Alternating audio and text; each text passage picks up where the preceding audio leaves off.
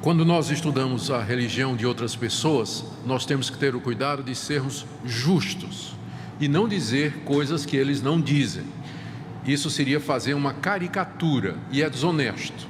Então a melhor coisa é você ir nas fontes originais, é você ver o que é que eles dizem ou o que pessoas que conhecem essa religião podem nos dizer.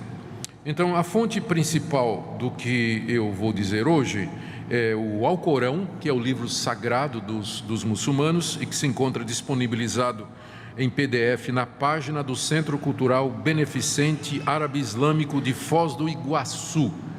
Então é um site oficial onde tem o Alcorão e em PDF gratuito para quem quiser ler e examinar. E o bom dessa versão é que tem comentários dos sábios islâmicos, dos peritos. Então tem dezenas, tem centenas, na verdade mais de 1000 notas de rodapé explicando o texto.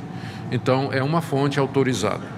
Além disso, eu tive a oportunidade de estudar e ler artigos e livros de ex-muçulmanos, pessoas que eram muçulmanos e se tornaram cristãos, e também o depoimento de muitos missionários, de alguns missionários que trabalharam entre os muçulmanos. Então estas foram as fontes que eu usei. Eu também tenho uma experiência no início do meu ministério, quando eu era pastor da primeira igreja do Recife. Eu tinha uma coluna no Jornal do Comércio, que saía todo domingo, onde eu tinha a oportunidade de escrever alguma coisa sobre o cristianismo. Mudou o editor do jornal e ele achou interessante que aquela coluna ela fosse compartilhada com outras religiões, até aí sem problema. Então ele convidou, eu não me recordo se foi um padre para escrever uma coluna, e convidou um islâmico, um muçulmano para escrever a terceira coluna. Até aí tudo tranquilo, até o dia em que o muçulmano resolveu me atacar, não é? E ele então começou a fazer críticas diretas ao que eu estava escrevendo e tudo. E eu respondi uma vez, e aí a coluna passou a ser escrita por um especialista em islamismo de São Paulo.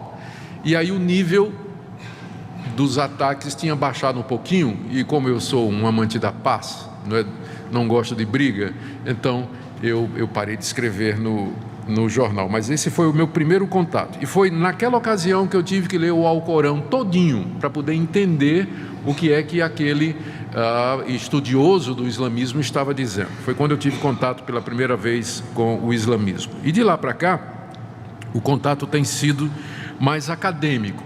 As notícias que nós lemos, as informações de missionários, aqui e acolá um artigo comparativo.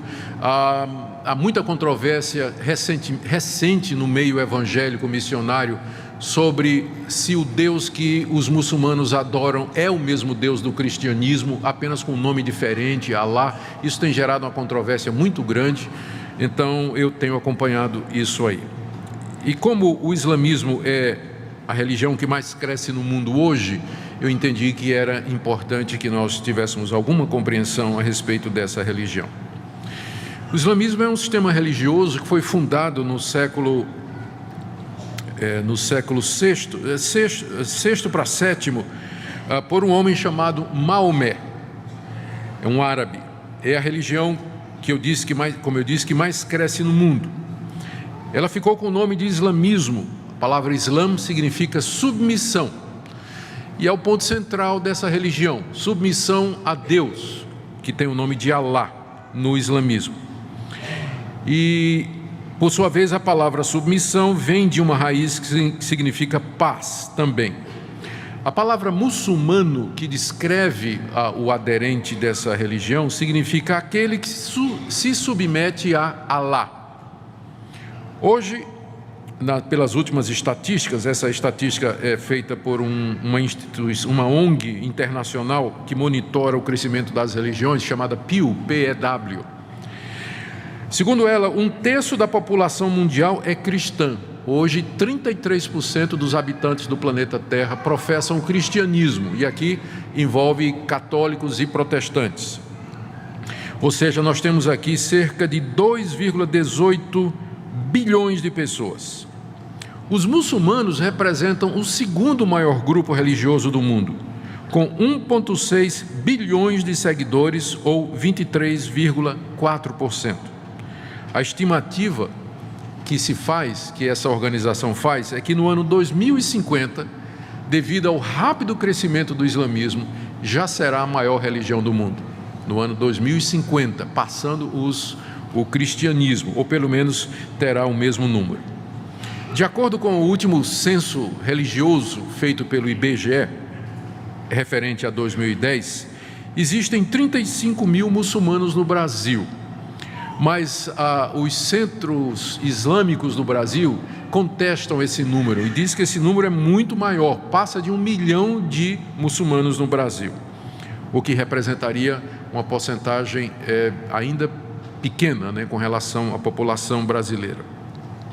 Mas, de acordo com o IBGE, os islâmicos cresceram no Brasil 29% nos últimos anos, que é um crescimento superior à boa parte das igrejas evangélicas. As comunidades islâmicas no Brasil, elas se concentram no sul do país, especialmente em Foz do Iguaçu e em outras cidades do Paraná. E essas comunidades são compostas, na maioria, de imigrantes que vêm de países árabes, como Bangladesh, Afeganistão, Paquistão, Angola, Moçambique, Palestina, Iraque, Jordânia, Índia, Síria, Gana, Líbano, Guiné, Senegal, Marrocos, Egito, Congo, Somália e do território da Caxemira. Quase todos eles entram como refugiados, alegando perseguição política ou religiosa, com o objetivo de obter o visto, e o nosso governo não tem feito praticamente nenhuma restrição e tem dado oportunidade para que esses imigrantes recebam asilo. E se de fato há perseguição, o Brasil faz bem em receber exilados, né? Nosso país tem uma tradição de receber pessoas que são perseguidas em outras partes. O islamismo ganhou notoriedade ultimamente, já de algumas décadas para cá, mas mais ultimamente, por causa de atentados terroristas por grupos que se declaram muçulmanos e que fazem esses atos terroristas em nome de Alá. Autoridades islâmicas em todo o mundo condenam esses atos e dizem que o islamismo é uma religião de paz. Ou seja, é um erro grosseiro dizer que todo árabe é muçulmano que apoia o terrorismo, né? E essa caricatura tem girado pelo mundo afora, criando, inclusive, perseguição a islâmicos e árabes pacíficos que moram em outros países. Nem todos os islâmicos concordam com estes ataques e a grande maioria dos muçulmanos prefere viver em paz e não apoiariam esse tipo de atitude que é feita, ou de guerra que é feita em nome de Alá. Eles dizem que o Islã é uma religião de paz. Então, em linhas gerais, é isso que aconteceu. O último atentado que ficou mais conhecido foi aquele em Paris, onde morreram 179 pessoas, e cuja autoria foi reivindicada pelo Estado Islâmico. O Estado Islâmico é uma facção do islamismo que dominou o Iraque e depois dominou a Síria. O alvo deles é um califado mundial sobre os árabes, unindo todos os árabes debaixo da Sharia, ou da lei islâmica. E eles são sunitas, eu vou explicar daqui a pouco o que é isso, que seguem essa interpretação jihadista do Alcorão, ou da Guerra Santa, e acham então que estão justificados em atacar os não islâmicos para promover o islamismo em escala mundial. Vou falar um pouquinho sobre isso daqui a pouco. Mas vamos ver então como surgiu o islamismo. O Maomé, que é o profeta do islamismo, nasceu na cidade de Meca no ano 570. E na sua adolescência e mocidade, ele teve contato com o cristianismo católico, e que já era desfigurado no início da Idade Média, porque ele ficou com a impressão de que os cristãos acreditavam que Maria era Deus ou que Maria fazia parte da divindade. Então, muita da reação inicial de Maomé contra o cristianismo é porque ele se deparou, ou o tipo de cristianismo que ele conheceu era aquele cristianismo já deformado do início da Idade Média. Aproximadamente com 25 anos de idade, ele diz ter recebido uma visita do anjo Gabriel, enquanto meditava numa caverna, E o anjo Gabriel apareceu a ele e disse para ele: recita, recita, recita. E ele não sabia recitar o quê, né? O que é isso, né? Recita, recita. E ele sai, ele foge da caverna, espantado e sem saber o que é que aquilo queria dizer. E ninguém sabe ao certo, mas num período entre 6 meses e 3 anos ele não recebeu mais nenhuma revelação. Mas aí elas começaram a voltar, ou com a aparição do anjo Gabriel, ou então com visões que ele tinha, impressões fortes que o atacavam a qualquer momento do dia, né? Ele começava a suar, ficava vermelho e com tremores, e então aquelas ideias vinham para ele, que ele entendia então eram revelações que ele estava recebendo de Deus, que foi nomeado como Alá. Essas visitas do anjo Gabriel e estas revelações continuaram por cerca de 23 anos, até que ele morreu. E nessas aparições o anjo lhe trazia as palavras de Alá, que é a palavra árabe usada para Deus. Maomé não sabia escrever, mas ele decorava e recitava estas revelações e transmitia a pessoas próximas, que então começaram a copiar isso que Maomé dizia que tinha recebido através de revelação. Então, a coleção destas revelações, que foram transmitidas oralmente por Maomé a algumas pessoas que começaram a escrevê-las, compõem estas revelações escritas, o Alcorão, que é o livro sagrado do islamismo. Maomé, a princípio, né, não recebeu muito crédito, mas começou a ser reconhecido por familiares e parentes como sendo um profeta de Deus. Começou com sua esposa, depois seu filho, começaram a reconhecer que aquilo era de fato de Deus e que ele era um profeta que Deus estava levantando. Depois, algum tempo depois, já com mais seguidores, ele se muda de Meca para Medina, uma outra cidade. E lá ele se tornou não somente o líder religioso, mas político e militar dos seus seguidores. A nova religião que ele estava trazendo, essas novas revelações, formavam uma visão de civilização que incluía não somente uma liderança espiritual, mas também a criação de um Estado, de um sistema político, que seguiam leis políticas e religiosas. Então, desde o início, a intenção era criar algo político, uma nação, não é, islâmica, por assim dizer, que fosse guiada e orientada por estas revelações que estavam registradas no Corão. E aí, naturalmente, à medida que o movimento em torno da figura de Maomé ia crescendo, começou a haver resistência, inclusive lá em Medina. E começaram algumas guerras sangrentas entre Maomé e seus seguidores. Você ainda hoje pode ir lá num desses centros de peregrinação, eu não sei se está em Meca ou Medina, mas a espada de Maomé está lá. Ele liderava o seu povo nestas guerras e, pelo que nós lemos, ele liderou o seu povo em mais de 20 guerras sangrentas para conquistar e derrotar os inimigos da nova fé e para ampliar o território islâmico. Ele era um guerreiro nesse sentido. Tem um registro aqui que na batalha de Uhud ele matou Ubay ben Khalaf com suas próprias mãos e enviou à guerra mais de 40 expedições de guerreiros.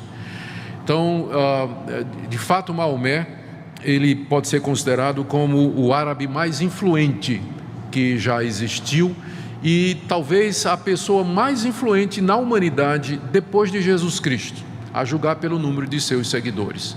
Era uma pessoa que foi reconhecida, que foi seguida, que foi temida e que consolidou a sua religião num império que avançou, conquistou terras, impôs a lei que ele diz ter recebido da parte de Deus. Ele morreu com 62 anos de idade em 632.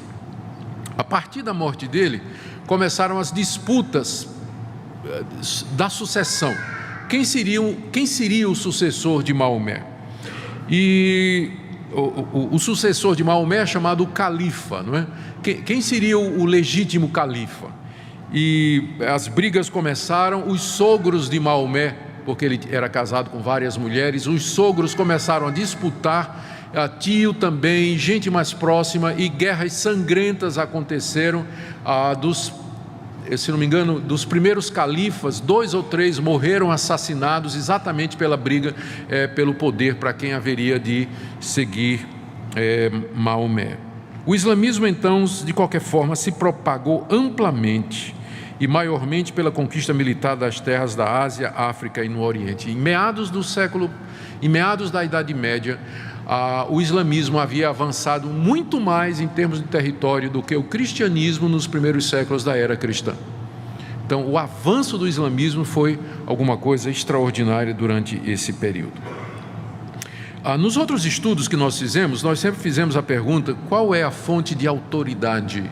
Essa é uma pergunta importante para a gente entender o que é que as pessoas aceitam como, o que é que essas religiões aceitam como fonte de autoridade.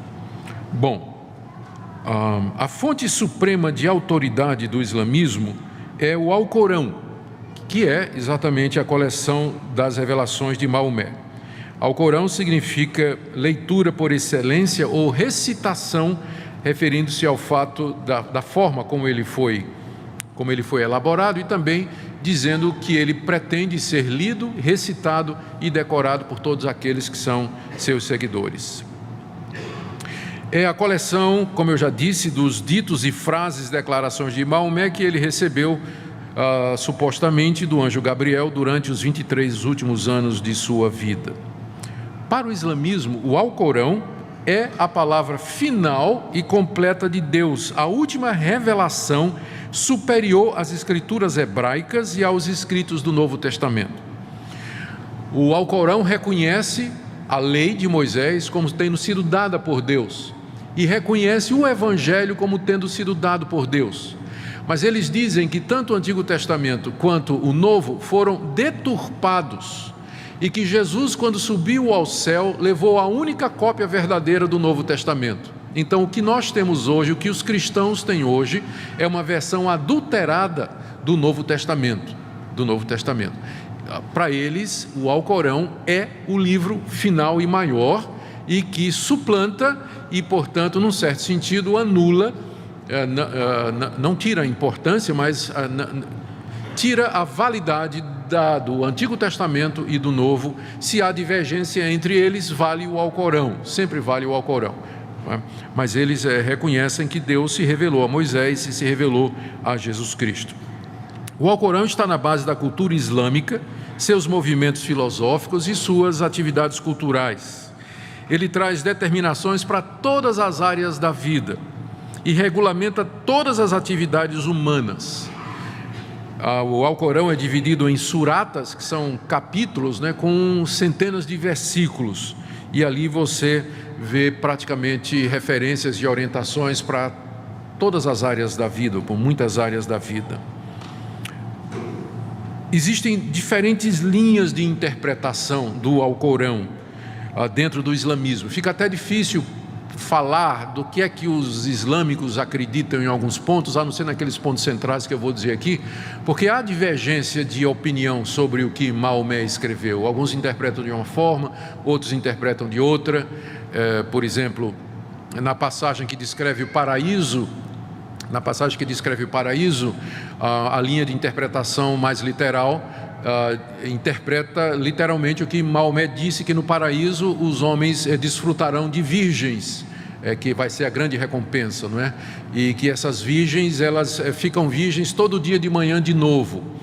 E como a palavra virgem está ligada à branca, a palavra branca, a linha mais moderna de interpretação diz que Maomé não estava se referindo a virgens, mas a passas, a uvas brancas, que eram uma delícia naquela época, e que era isso que ele queria dizer.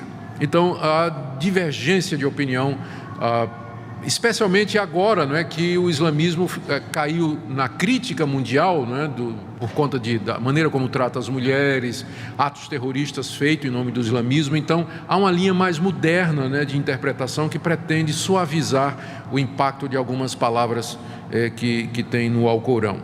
Mas a grande diferença entre os seguidores do Alcorão é a Suna. Suna é uma coletânea de histórias que completam o Alcorão, e que essa coleção foi feita cerca de 100 anos depois de Maomé. e traz histórias sobre Maomé, lendas a respeito dele, ditos que ele teria pronunciado, atos que ele teria cometido. Então a Súnna completa o Alcorão.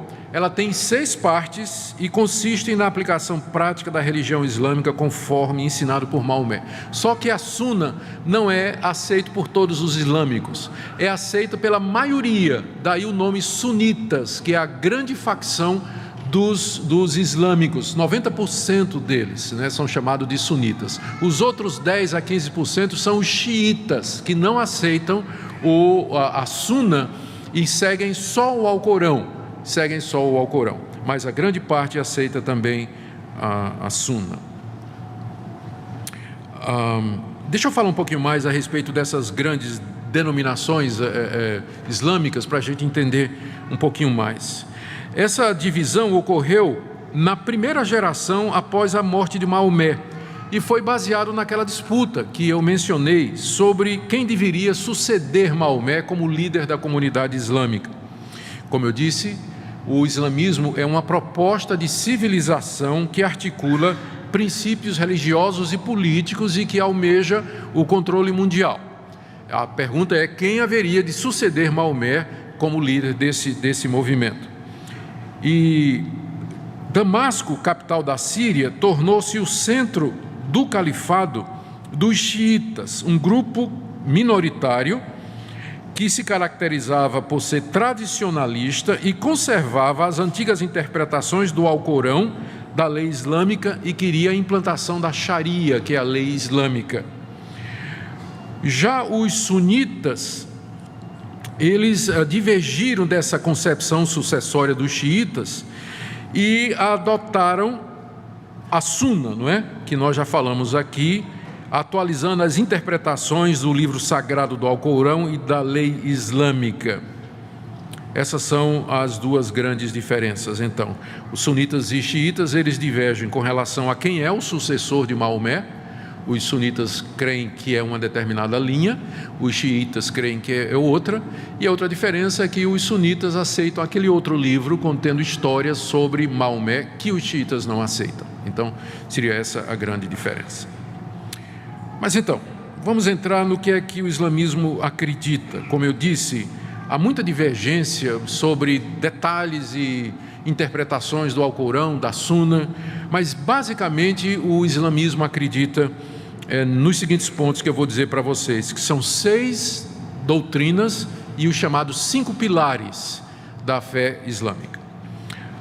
Então vamos começar com as doutrinas. A doutrina islâmica, ela pode ser resumida como a crença nesses pontos: em um único Deus, seus profetas, seus livros, seus anjos, seus decretos e o julgamento final. São basicamente esses 6 pontos. O islamismo ensina que os seres humanos nascem espiritualmente neutros, ao contrário do cristianismo, que defende o pecado original. Nós já nascemos contaminados pelo pecado, segundo o cristianismo, e inclinados ao mal, e a nossa natureza é corrompida. Mas no islamismo não há o conceito de pecado original ou de pecado transmitido. As pessoas nascem neutras moralmente e, portanto, elas são perfeitamente capazes de obedecer às ordens de Deus. Elas podem escolher livremente entre o bem e o mal e elas podem obedecer os mandamentos de Deus. Mesmo que elas pequem, elas continuam com essa habilidade de fazer o que é certo. Portanto, na visão islâmica, o que a humanidade precisa não é de salvação, mas de instrução. O islamismo tem profetas, mas não tem um salvador. Maomé não é o salvador dos muçulmanos, mas ele é o grande instrutor e o grande profeta. Porque no islamismo a salvação vem pela obediência à palavra de Deus que foi revelada através do anjo Gabriel a Maomé, o seu profeta. E que instruções são essas? Que pontos centrais são estes? Primeiro, crença em um Deus. Os muçulmanos acreditam que Alá seja o único, eterno, criador e soberano Deus e que não há outro Deus a não ser Alá. Ele é o único Deus verdadeiro. E nesse ponto há uma semelhança muito grande entre o islamismo, o cristianismo e o judaísmo, porque são 3 religiões monoteístas, ou seja, que acreditam que há apenas um Deus. As demais religiões são politeístas, como o hinduísmo, as religiões da Mesopotâmia, a antiga religião pagã dos egípcios e dos caldeus, a religião dos gregos e dos romanos na antiguidade, todas elas eram politeístas, acreditavam em muitos deuses. Mas os islâmicos, juntamente com os cristãos e os judeus, afirmam o monoteísmo. Existe apenas um Deus. Um Deus. E esse é um ponto de aproximação entre os islâmicos e os cristãos, embora nós vamos ver aqui que o conceito de Deus é bem diferente no islamismo e no cristianismo. Mas, então, eles creem que Alá seja o único Deus eterno. Alá é eterno, Ele criou o mundo e Ele é soberano. Maomé não pretendia trazer um Deus novo, mas ele dizia que o Deus que ele pregava e ensinava era o mesmo Deus dos judeus e dos cristãos, só que judeus e cristãos haviam perdido a verdade a respeito desse Deus, e num certo sentido o islamismo, Maomé dizia que ele queria voltar à religião original, ao conceito original de Deus que havia se perdido durante todo esse tempo. Maomé considerava a doutrina da Trindade como sendo blasfema. Embora tenha um alto respeito pela pessoa de Cristo, não é, como filho de Deus, como profeta de Deus, o Alcorão fala até que ele nasceu de uma virgem, crê nisso, crê nos milagres de Deus, crê de Cristo, crê que ele até subiu aos céus, mas eles negam que Jesus é Deus. Portanto, a doutrina da Trindade, de um Deus que subsiste em Pai, Filho e Espírito Santo, é completamente estranha para o islamismo, não é? E é considerado, inclusive, uma blasfêmia. É considerado uma blasfêmia dizer que Jesus Cristo é Deus. Alá é único e age de forma direta no mundo, e tudo acontece no mundo por intervenção direta de Alá. Essa é a primeira crença. A segunda é a crença nos anjos. Os anjos foram criados por Alá e são fiéis a Ele. Somente um anjo se tornou desobediente, Iblis ou Shaitan, que é a palavra para Satanás. O anjo mais mencionado no Alcorão e na Suna é Gabriel, que foi o mediador das revelações de Alá a Maomé. Então é importante no islamismo a crença nos anjos, porque eles acreditam que foi um anjo que trouxe da parte de Deus o conteúdo do Alcorão para Maomé. Eu confesso que eu não entendi direito o que eu vou dizer agora, mas eu vou dizer, talvez alguém possa me ajudar depois. O islamismo acredita ainda nos gênios. Os gênios teriam sido criados por Deus e não são nem anjos nem homens. Mas você lembra de Aladim e a lâmpada maravilhosa? Aquilo ali, a gente pensa que é lenda, conversa, não, aquilo reflete uma crença islâmica. Os gênios são esses seres, não é? Eles não são nem anjos nem homens. O Alcorão diz que Alá preparou o inferno para os homens e para os gênios maus. E parece admitir a possibilidade da conversão de um gênio ao islamismo.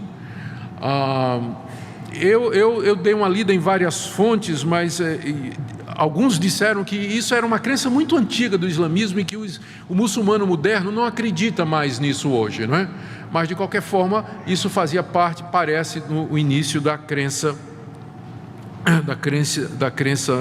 islâmica. Então, esse é o segundo ponto. Primeiro, existe um único Deus que é Alá. Segundo, a existência em anjos e na sua atividade aqui nesse mundo, foi um anjo que trouxe a revelação de Alá para Maomé. Terceiro, a crença nos profetas. De acordo com o islamismo, Deus vinha falando todos aqueles séculos ao mundo através de profetas. Os profetas bíblicos foram enviados de Deus. Jesus também foi enviado de Deus. E muitos outros que Deus mandou através da história, trazendo a sua revelação. Os principais profetas que Alá mandou ao mundo são estes: Adão, o escolhido de Alá; Noé, o pregador de Alá; Abraão, o amigo de Alá; Moisés, o porta-voz de Alá; Jesus, a palavra de Alá, e Maomé, o profeta de Alá, que de todos é o maior, e fecha esse círculo de revelações. Maomé, portanto, é glorificado entre os muçulmanos por ter sido o profeta, é assim que ele é designado no Islã, ele é o profeta, aquele através de quem Deus trouxe a revelação final e última para esse mundo. Há muitos milagres atribuídos a Maomé, lendas que estão não no Alcorão, mas na Sunna, que é aquele livro que complementa e que não tem unanimidade entre os islâmicos. Então está aí, crença nos profetas. Quarto princípio, é a crença nas revelações de Deus ou os livros. Os muçulmanos aceitam certas partes da Bíblia, como a Torá e os Evangelhos, mas acham que, apesar de terem sido dados por Deus, foram corrompidos pelos homens. Como eu já mencionei, a cópia verdadeira do Evangelho foi levada juntamente com Jesus para o céu, quando ele foi arrebatado por Deus. O que ficou foi deturpado. Então, tanto é que eles dizem que no Evangelho verdadeiro que Jesus teria levado para o céu, Jesus teria profetizado a chegada de Maomé, que Maomé viria como sendo a revelação final de Deus. O próprio Jesus teria dito isso. Isso não está no nosso Evangelho, não está no Novo Testamento, em parte nenhuma. Mas então a explicação é que estava naquele Evangelho verdadeiro que Jesus levou com ele para o céu, né? Então, toda vez que há uma diferença entre o que diz o Evangelho e o que o Alcorão diz a respeito de Jesus, por exemplo, eles negam que Jesus foi crucificado. Eles dizem que essa foi uma alteração ou um registro errado, confundiram alguém por Jesus, e quem morreu na cruz não foi Jesus Cristo. Jesus não foi de fato crucificado, mas outra pessoa, não é? Jesus, na verdade, subiu aos céus sem morrer, levando essa cópia do Evangelho. E quando a gente confronta, dizendo, mas os Evangelhos que nós temos, eles nos dizem que Jesus morreu, a resposta é, não, mas essas cópias que vocês têm do Evangelho, elas foram todas adulteradas, né? O verdadeiro Evangelho está no céu lá com Jesus. Mas eles creem nessas revelações. O Alcorão, então, seria a revelação perfeita e última de Deus, superando o Antigo Testamento e o Novo Testamento. Há muitas referências no Alcorão a Moisés, à lei de Deus, aos profetas e ao próprio Jesus Cristo, inclusive também a Maria, mas sempre de forma meio reticente, não é? Mas essa é a quarta crença deles, de que Deus se revelou nesses livros, mas que o Alcorão é a revelação perfeita, última e completa de Deus. A quinta crença é o dia de julgamento. E na vida futura. De acordo com o pensamento islâmico, até onde eu compreendo, todos, no dia do juízo, todos serão ressuscitados e todos irão para o inferno. E de lá serão resgatados os que tiverem merecimento e entrarão no paraíso. A princípio eu não estou lendo direito, mas depois eu confirmei com outras fontes. A ideia é de que todos vão para o inferno. E de lá, então, depois do julgamento feito por Alá, dos méritos e da obediência, as pessoas é que então irão para o paraíso. O paraíso é descrito no Alcorão e também na Sunna, em outras fontes, a interpretação dos sábios e califas islâmicos. O paraíso é descrito como um lugar cheio de frutas, rios, pedras preciosas, leite, mel e vinho, e especialmente virgens, as huris, ou uris, eu não sei como pronuncia, para desfrute e deleite dos homens. Eu vou ler aqui o que está no Alcorão, na Surata 56, versículos de 12 em diante. Falando sobre os que vão para o paraíso, Maomé disse que eles se deitarão sobre leitos incrustados com pedras preciosas, frente a frente, onde lhes servirão jovens de frescores imortais, com taças e jarras cheias de vinho, que não lhes provocará dores de cabeça nem intoxicação, e frutas de sua predileção, e carne das aves que desejarem. E deles serão as huris, virgens de olhos escuros, castas como pérolas bem guardadas, em recompensa por tudo quanto houverem feito. Sabei que criamos as hures para eles e as fizemos virgens, companheiras amorosas para os justos. Está no Alcorão, Surata 56, a partir do versículo 12. Aquele conceito de 72 virgens para cada guerreiro que morrer em luta pelo islamismo não está no Alcorão, mas está na Suna. E eu vou ler aqui, é Suna, volume 4. A menor recompensa para aqueles que se encontram no paraíso é um átrio com 80.000 servos e 72 esposas, sobre o qual repousa um domo decorado com pérolas aquamarinas e rubis. Então, a diferença do céu cristão, né, do novo céu e da nova terra cristão, é que o novo céu e a nova terra cristão tem anjos assexuados, né? Então pode parecer monótono para muita gente, mas o paraíso islâmico lá, então o prazer do paraíso islâmico é basicamente sensual, é o relacionamento sexual com estas virgens que ficam virgens cada manhã e assim por toda a eternidade. Com relação ao inferno, é de fogo e para lá vão os homens e os gênios. De acordo com a Suna, Ali ibn Abi Talib, que foi o terceiro califa, certa vez perguntou: você sabe com o que se parecem os portões do inferno? E aí Al-Baidavi, um comentarista, colocou uma mão sobre outra, indicando que há 7 portões para o inferno, um em cima do outro. Ele disse: o inferno tem 7 portões através dos quais serão admitidos pelo seu grande número. As camadas que eles vão descer, conforme a sua graduação, são respectivamente. Então, esse intérprete da lei islâmica, ou da revelação islâmica, ele diz que o inferno tem 7 portões, não é? E vai descendo de cima para baixo, gradativamente. O Garrana é o mais alto, e é para os monoteístas rebeldes, provavelmente os islâmicos que não foram fiéis em obedecer à lei. O segundo nível do inferno é a fornalha, que é para os judeus. O terceiro nível do inferno, o esmagado, é para os cristãos. O quarto nível é a fogueira, para os sabeanos. O quinto nível é o calor ardente para os adoradores do fogo. O sexto nível é o inferno para os incrédulos. E o sétimo é a fossa para os enganadores.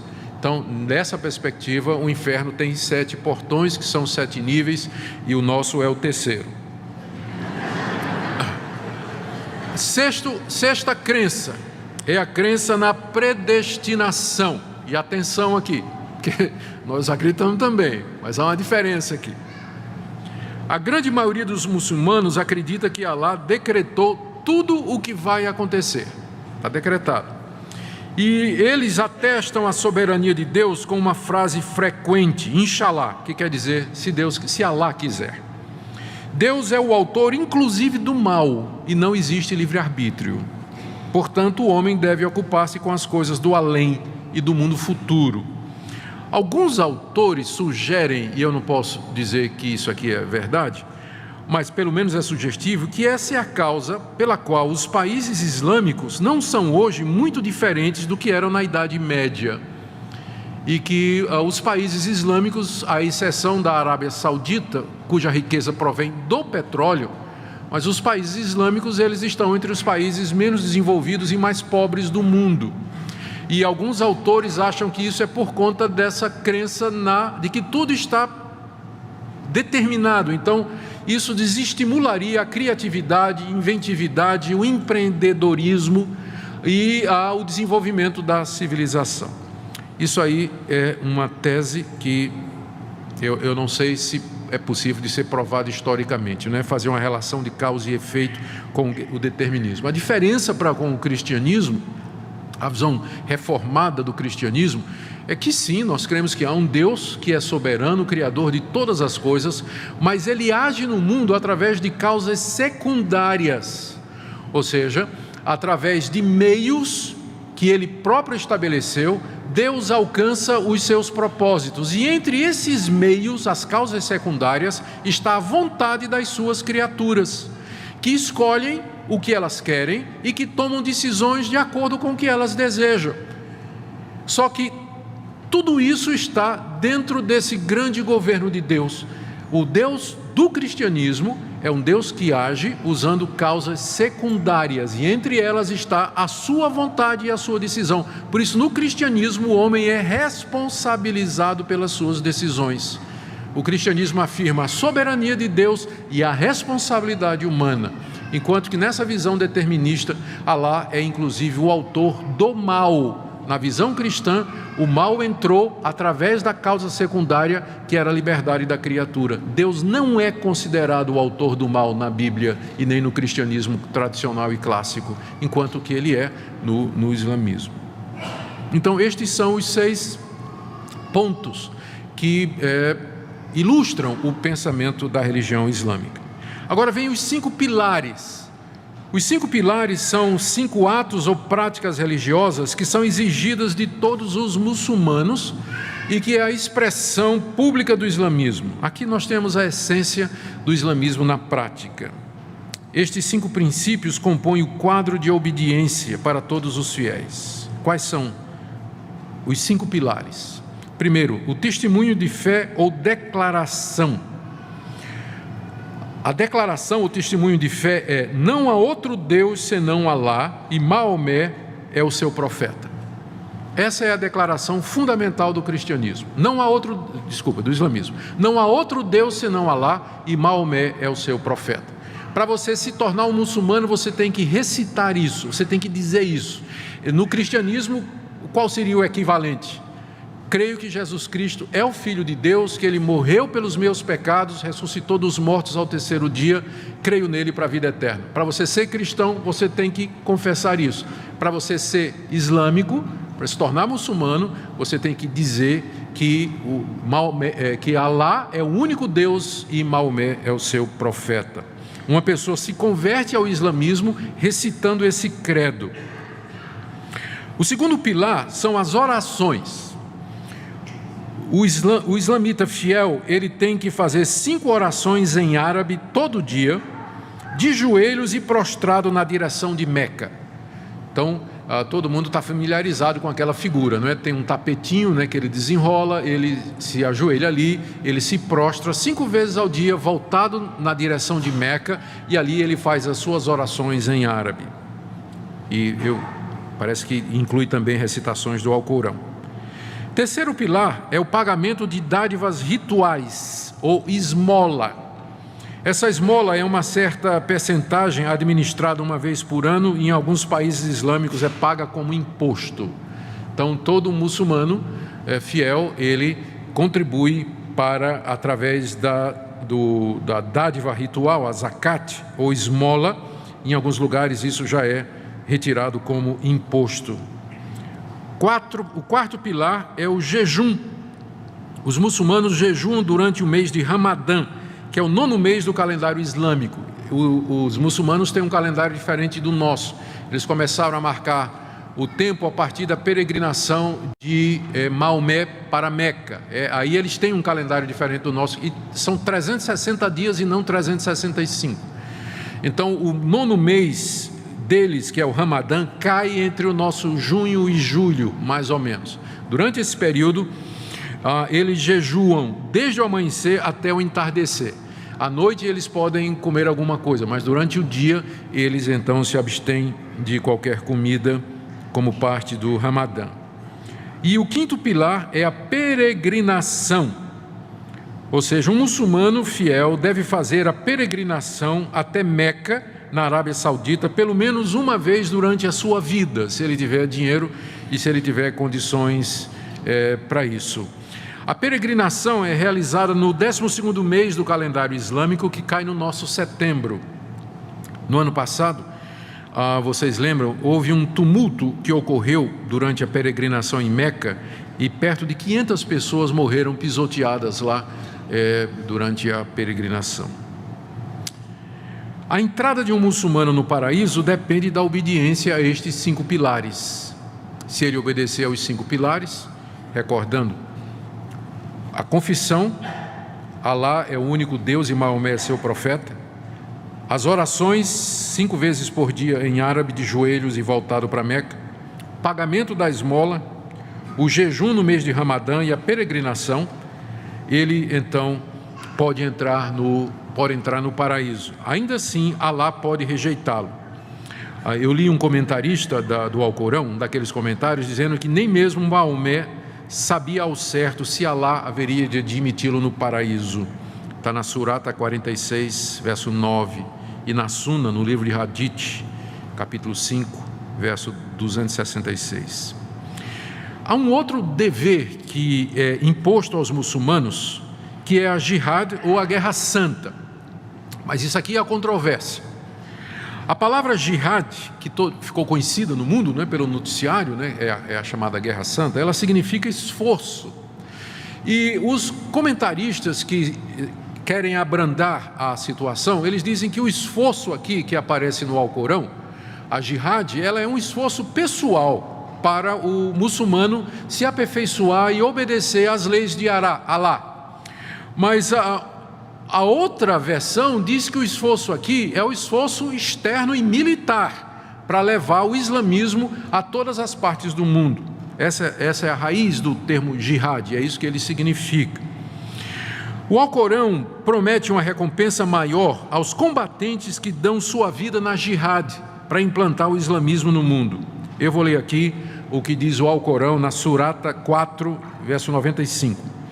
Os fiéis que sem razão fundada permanecem em suas casas, jamais se equiparam àqueles que sacrificam seus bens e suas vidas pela causa de Alá. Alá concede maior dignidade àqueles que sacrificam seus bens e suas vidas do que aos que permanecem em suas casas.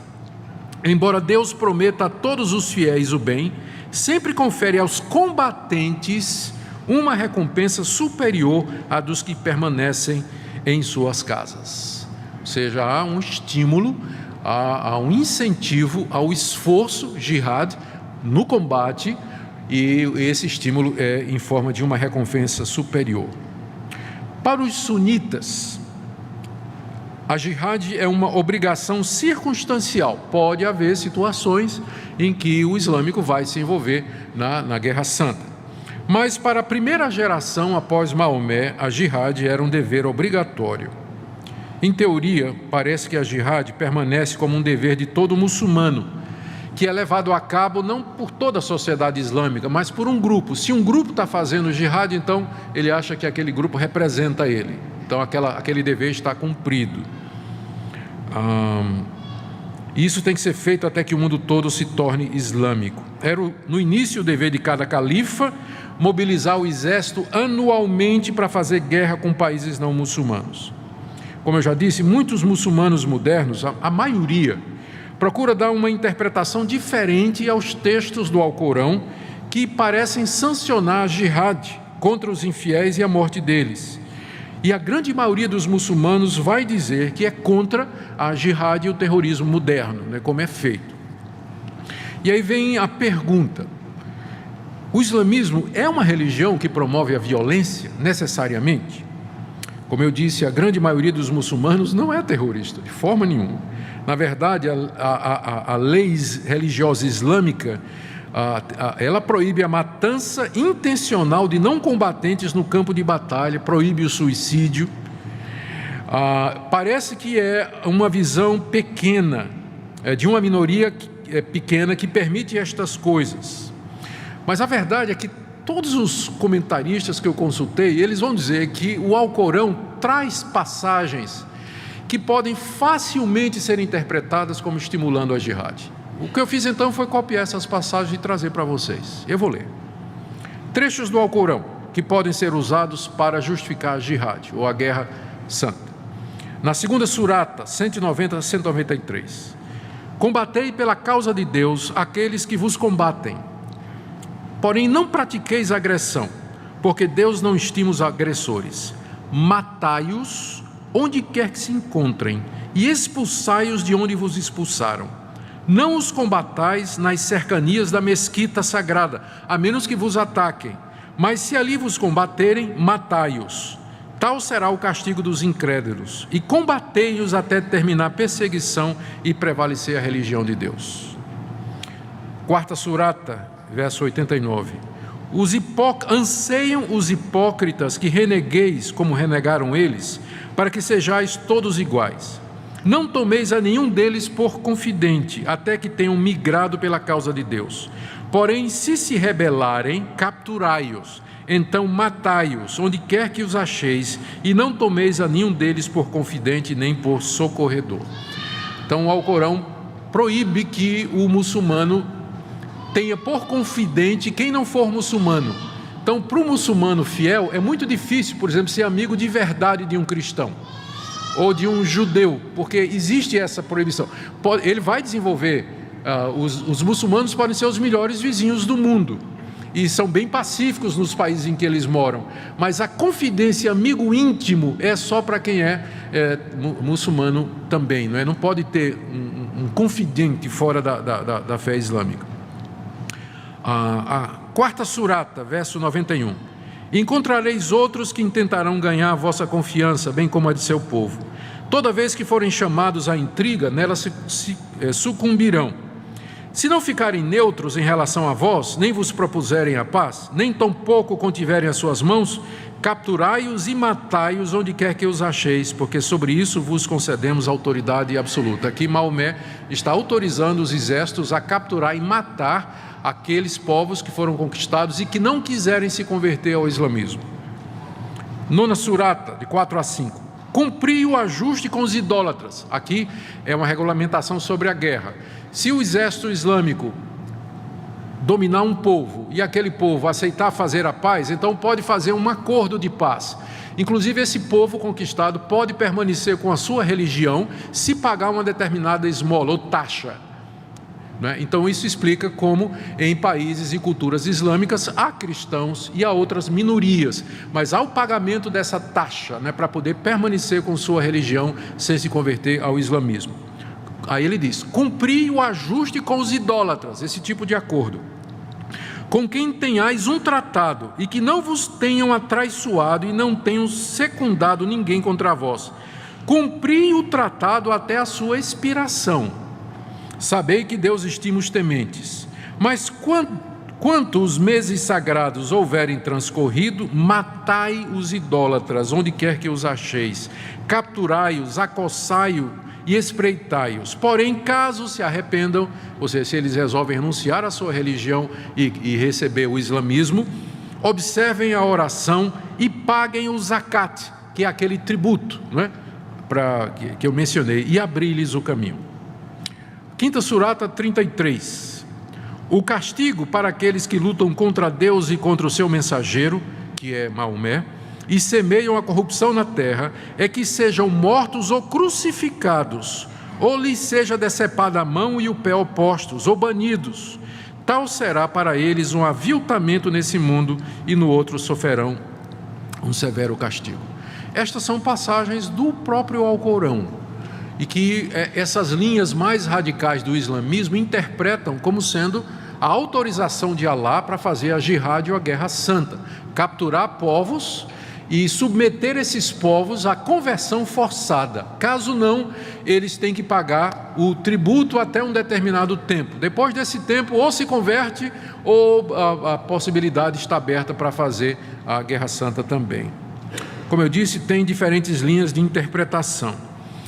Há grupos que entendem que essas passagens e outras autorizam a jihad, como eu falei, até que o mundo todo se torne islâmico. Mas, como eu disse, boa parte, a maioria dos islâmicos, eles até vão dizer: olha, isso aqui até pode acontecer, não é, em determinada situação, mas a gente quer paz, nós não queremos, de fato, guerra nem nada. Mas há alguns aspectos do islamismo que contribuem para que acabe se tornando uma religião onde há grupos que entendem que o avanço pode ser feito pela violência. Primeiro, o conceito de conversão. No cristianismo, a conversão é interna. Para que uma pessoa se torne cristã, ela tem de coração de acreditar que Jesus ressuscitou dos mortos e que Ele é o Filho de Deus. E aí ele faz a declaração pública. Se uma pessoa se diz cristã, mas não crê no coração, a gente chama ela de hipócrita, não é? E, na verdade, diz que ela não é cristã. Mas no islamismo, a conversão é externa, você tem que fazer os 5 pilares. E os 5 pilares são atos externos: esmola, jejum, peregrinação, confissão e oração. Então, já que a conversão ela pode ser imposta, você pode entender porque que o islamismo ele facilita, né, o avanço e a conquista de povos pela espada e a conversão forçada, já que é algo externo, né? Os 5 pilares são deveres externos que identificam o muçulmano. Também o conceito de terra. O cristianismo não tem terra. Não existe isso de país cristão, mas o Islã tem. O Islã se entende como um Estado, ele tem um território geográfico, e a perda daquele território significa uma perda. A guerra é declarada para tomar de volta a terra que é de Deus, e aquilo que eles conquistarem é de Alá. Então, por conta disso, o islamismo ele tem essa visão de fazer guerra, de conquista, de lutar pela terra e se apoderar dela. Isso explica em grande parte o conflito entre árabes e judeus, a briga pela terra que os árabes consideram que, na verdade, é de Alá. Não devemos, porém, esquecer que a origem da violência, na verdade, é o coração humano. De onde procedem as contendas e guerras que há entre vós, senão das paixões e desejos que estão militando no vosso coração? Então, nós não podemos dizer que só tem violência lá, porque onde houver pecadores como eu e como vocês, haverá violência. O que existe são religiões que acabam abrindo a porta e estimulando essa violência que já existe no coração humano, independente do credo que ele professa. Um outro ponto que tem se tornado muito controverso com relação ao Islã é o lugar da mulher no islamismo. E eu pensei em trazer alguma coisa sobre isso também. Tem algumas passagens, eu não encontrei no Alcorão, mas ou na Suna, ou na interpretação de alguns califas, que se referem à mulher como sendo um brinquedo. No seu livro, Al-Musannaf, volume 1, parte 2, página 263, um dos sábios muçulmanos, chamado Abu Bakr Ahmed ibn Abd Allah, disse: Umar, o justo califa, estava certa feita falando quando sua esposa o interrompeu, e ele disse a ela: você é um brinquedo, se precisar de você eu a chamo. Amrun Bial Aas, também um califa, disse: mulheres são brinquedos, escolha um. Isso está na obra Kanz el-Mal, volume 21, que é um volume da Sunna, que é o Hadith, número 919. De acordo com Ahmed Zaki Tufarra, no livro sobre a mulher e o islamismo, o próprio Maomé teria dito, isso aí estaria na Sunna: a mulher é um brinquedo, quem quiser levá-la deve cuidar dela. No Alcorão, na Surata 4:34, existe a declaração: os homens têm autoridade sobre as mulheres, porque Alá fez um superior a outro. Na página 36 desse livro, A Mulher e o Islamismo, Ahmed Zaki Tufarra escreveu: Deus estabeleceu a superioridade do homem sobre a mulher, de acordo com o Alcorão, na Surata 4:34. O que não permite a igualdade entre o homem e a mulher, porque aqui o homem está sobre a mulher devido à sua superioridade intelectual. É diferente do pensamento cristão. O pensamento cristão diz que Deus criou o homem e a mulher iguais à sua imagem e semelhança. Deu a eles papéis distintos. A um, a liderança, e o outro, companheirismo e ajuda. Em nenhum momento se coloca a superioridade do homem sobre a mulher. Ambos são a imagem e semelhança de Deus e são iguais diante de Deus, salvos da mesma forma. O homem não é visto como sendo mais inteligente do que a mulher, ao contrário. Eu conheço mulheres que dão de 10-0 nos homens, não é? Em termos de inteligência. E essa é a grande diferença que deve ser observada. Mas nessa perspectiva existe uma superioridade intrínseca. Por ser homem, é superior à mulher, né? Há uma superioridade intrínseca, enquanto que no cristianismo o que existe é uma complementação através de papéis diferentes. Um outro ponto aqui é o casamento forçado. A virgem pode ser obrigada por seu pai a ser dada em casamento sem ser consultada. Isso é o que Ibn Taymiyyah, que é conhecido entre os muçulmanos como o sheik do islamismo, declarou no volume 32, página 39 da sua obra. E no mesmo volume ele escreveu: mesmo a virgem adulta, o pai pode obrigá-la a casar-se. Isso está de acordo com Malek ibn Ons al-Shafi e Ibn Hanbal, que estão entre os principais legisladores do islamismo, que são especialistas na lei islâmica. Um deles diz que o pai pode consentir em dar a sua filha em casamento sem a permissão dela, porque ela não tem escolha. Como fez Abu Bakr, o primeiro califa depois de Maomé e seu sogro. Ele fez com sua filha Aisha, quando ela estava com 6 anos de idade. Ele a deu em casamento ao profeta Maomé, com 6 anos, sem a permissão dela. E Aisha disse: o mensageiro de Alá, essa moça depois disse, tomou-me como sua noiva quando eu tinha 6 anos, e tomou-me como sua esposa quando eu completei 9 anos de idade. A Maomé estava com 50 anos de idade, 54, quando casou-se com ela. Com relação ao número de esposas, hoje a tendência é a monogamia, mas a poligamia é ainda aceita no Alcorão. Maomé casou com diversas mulheres ao mesmo tempo e justificou o fato com uma revelação de Alá que permitia que ele tivesse essas mulheres. Eu vou ler aqui o Alcorão, Surata 33, verso 52. Ó profeta, está se referindo a Maomé, em verdade, tornamos lícitas para ti as esposas que tenhas dotado, assim como as que a tua mão direita possui, que são as prisioneiras de guerra. Que Deus tenha feito cair em tuas mãos as filhas de teus tios e tias paternas, as filhas de teus tios e tias maternas, que migraram contigo, bem como toda mulher fiel que se dedicar ao profeta, por gosto. E uma vez que o profeta queira desposá-la, este é um privilégio exclusivo teu, vedado aos demais fiéis.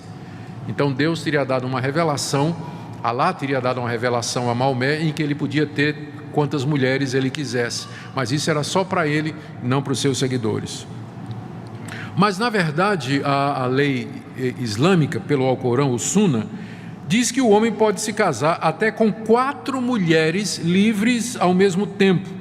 Pode divorciar-se de uma delas e casar-se com uma quinta, desde que não mantenha mais do que 4 esposas ao mesmo tempo, mas pode ter um número ilimitado de escravas e concubinas.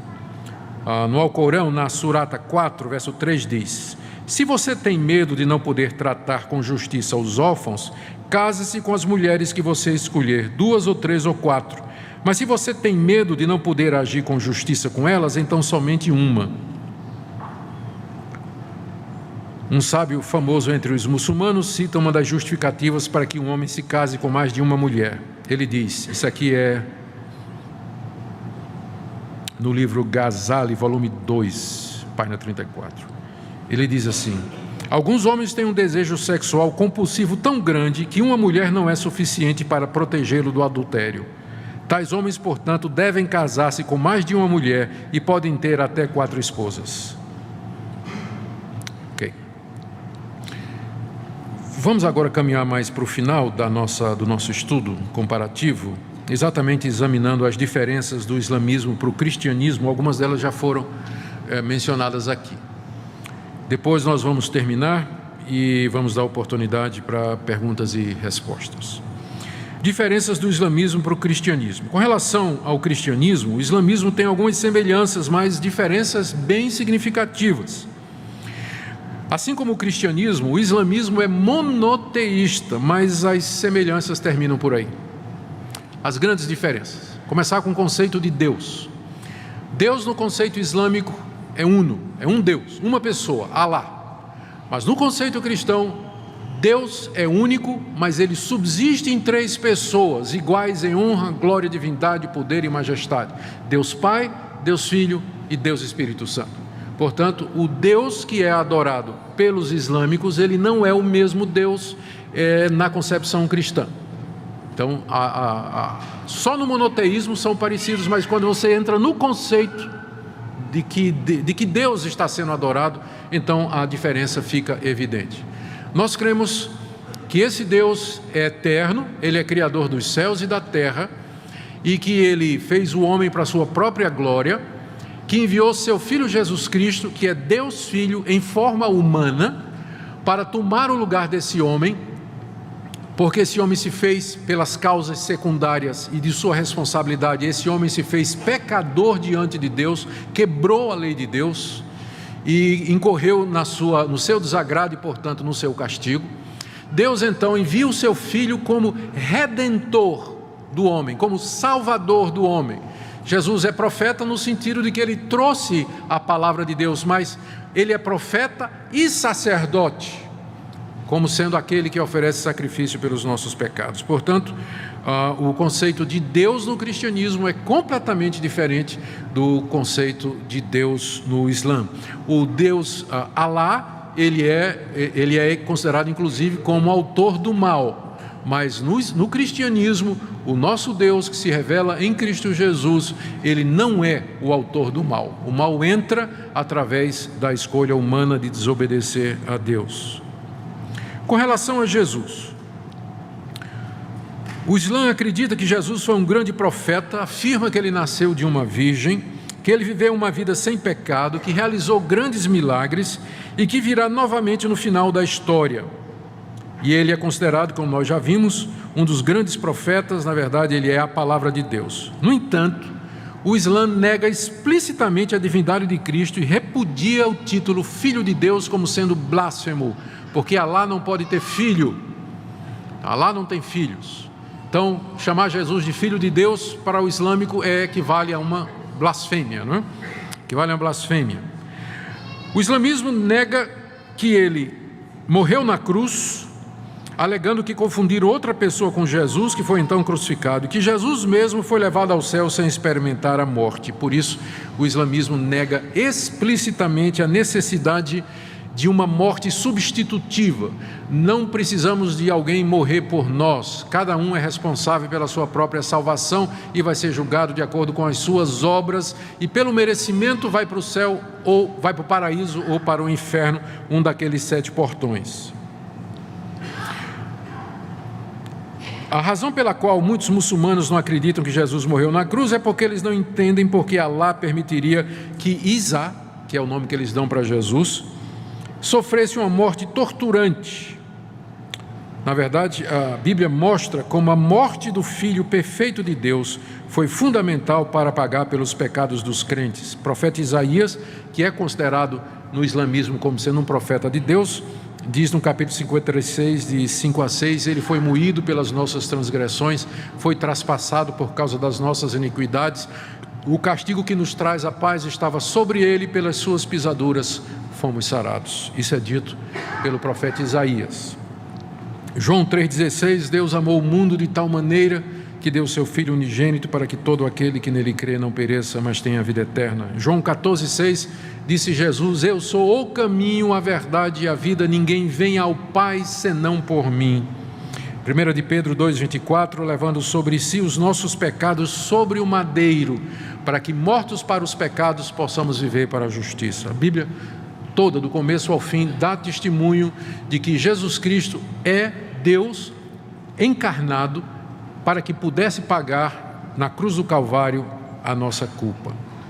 Fonte de autoridade. O islamismo acredita que o Alcorão seja a autoridade final e a última revelação de Alá. Para os cristãos, entretanto, a Bíblia foi finalizada no século I, com o livro de Apocalipse. O apóstolo Paulo já fala que se alguém vier e pregar um outro evangelho que seja diferente daquele que foi entregue, que seja anátema. O livro de Apocalipse termina dizendo que ninguém pode acrescentar ou diminuir nada àquilo que já foi revelado. A referência é primeiro ao livro de Apocalipse, mas como ele fecha o cânon, a coleção de livros da Bíblia, então isso se estende a toda a Escritura.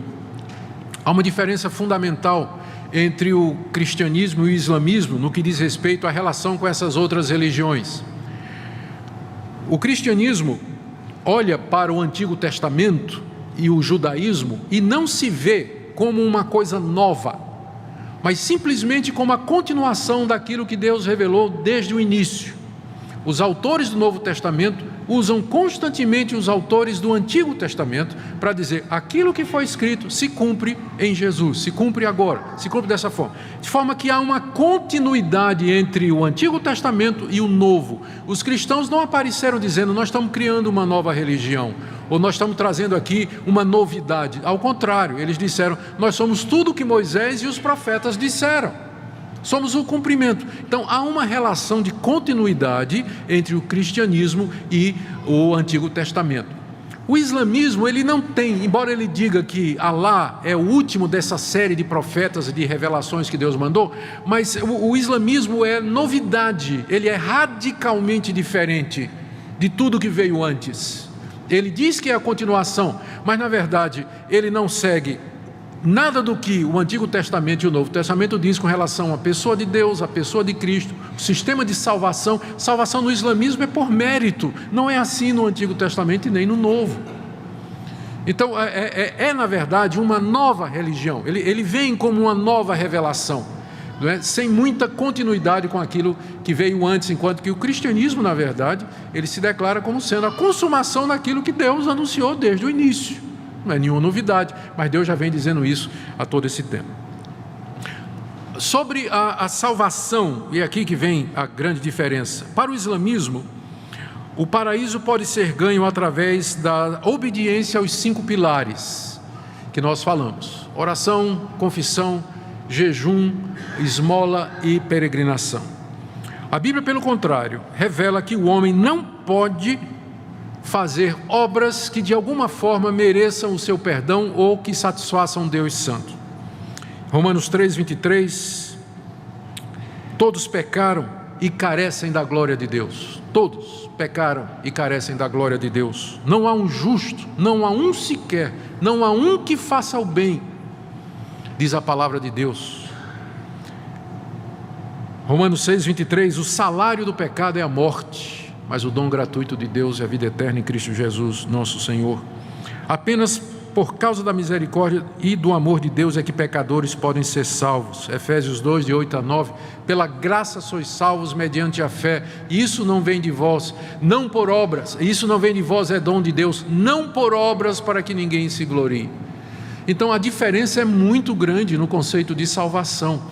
Para o islâmico, ele pode pecar, mas ele não é um pecador, ele não é inclinado ao mal, ele pode obedecer, se ele quiser, às leis de Deus perfeitamente, ele vai merecer a sua salvação pela guarda dos 5 pilares e de outras normas de obediência. Há outros detalhes, que são, a legislação é muito extensa, tem mais leis para o dia a dia no islamismo do que no Antigo Testamento para o judeu.